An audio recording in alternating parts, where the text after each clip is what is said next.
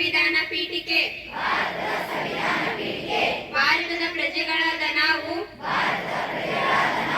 ಭಾರತವನ್ನು ಸಾರ್ವಭೌಮ ಸಮಾಜವಾದಿ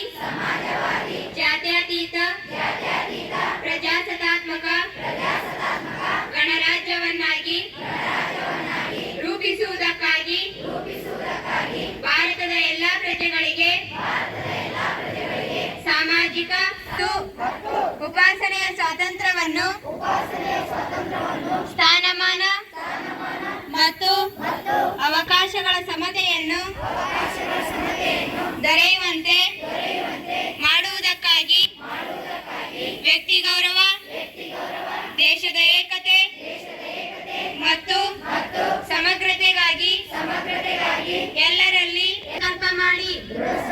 ಮಾಡಿ ನಮ್ಮ ಸಂವಿಧಾನ ಸಭೆಯಲ್ಲಿ 1949ನೇ ಈ ಸಂವಿಧಾನವನ್ನು ನಮಗೆ ನಾವೇ ಅರ್ಪಿಸಿಕೊಂಡು ಅಂಗೀಕರಿಸಿ ಶಾಸನವಾಗಿ ವಿಧಿಸಿಕೊಂಡಿದ್ದೇವೆ.